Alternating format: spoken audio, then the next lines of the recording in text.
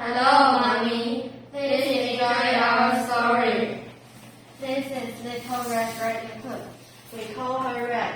One day her mother says, "Please go to Grandma's home. Take this basket. Don't talk to strangers." Okay. Suddenly there is a wolf. What do you have? I have apples and bananas. Where are you going? I'm going to my grandma's house. Grandma is not at home. Grandma, why are your teeth so big? My teeth are big so I can eat you. Help. Grandma advised.